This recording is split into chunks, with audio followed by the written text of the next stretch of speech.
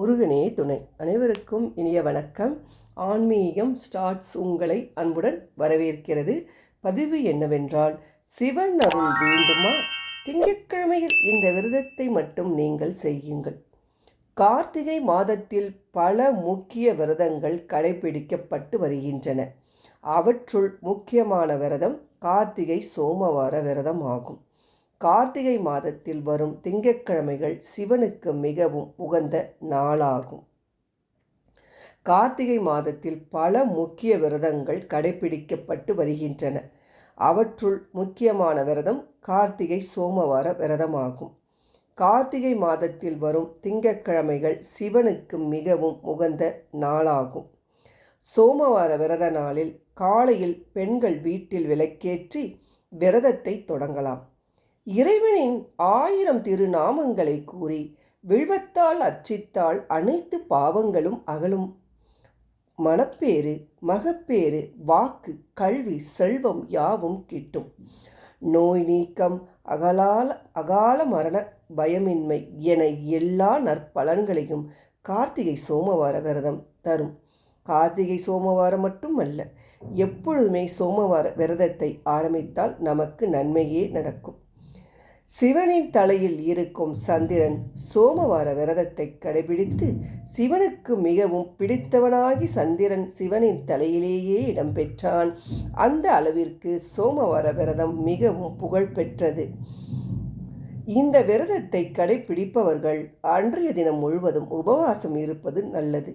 அப்படி இருக்க முடியாதவர்கள் ஒரு பொழுது மட்டும் சாப்பிட்டு விரதத்தை கடைபிடிக்கலாம்.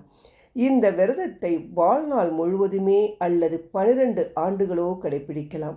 அதுவும் இயலாதவர்கள் கார்த்திகை மாதத்தில் வரும் திங்கட்கிழமையிலாவது இந்த விரதத்தை அனுஷ்டிப்பது நலன் தரும்.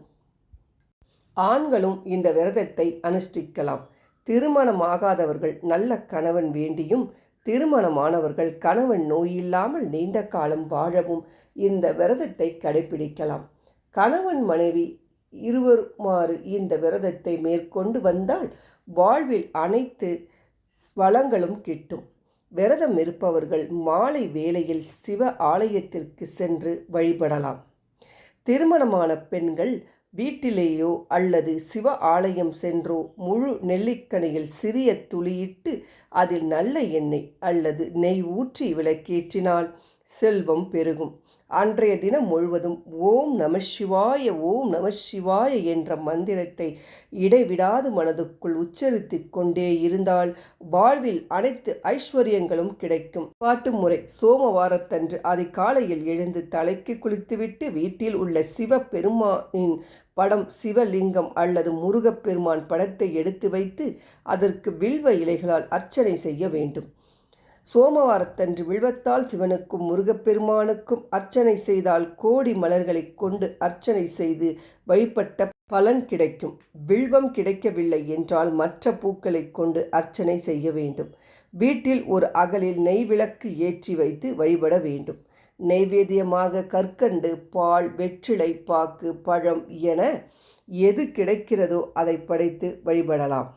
கார்த்திகை சோமவாரத்தன்று சிவபுராணம், கோளாறு பதிகம் ஆகிய சிவ மந்திரங்கள், கந்தசஷ்டி கவசம், கந்தர் அலங்காரம், திருப்புகழ் போன்ற மந்திரங்களை படிப்பது மிக சிறப்பானதாகும். மாலை 6 மணிக்கு பிறகு மீண்டும் வீட்டில் நெய் விளக்கு ஏற்றி வழிபட வேண்டும். அன்றைய தினம் ஷட்கோண தீபம் ஏற்றுவதும் சிறந்தது. சிவபெருமானை மனதார வழிபட்ட பிறகு விரதத்தை நிறைவு செய்து கொள்ளலாம். எளிமையாக பால், பழம் மட்டும் நெய்வேத்தியமாக படைத்து வழிபட்டு அவற்றை சாப்பிட்டு விரதத்தை நிறைவு செய்யலாம். அல்லது சோமவாரத்தில் பல விதமான உணவு சமைத்து படையல் போடும் வழக்கம் இருந்தால் படையல் இட்ட நெய்வேத்திய பிரசாதத்தை சாப்பிட்டு அன்றைய விரதத்தை நிறைவு செய்து கொள்ளலாம். நன்றி, வணக்கம்.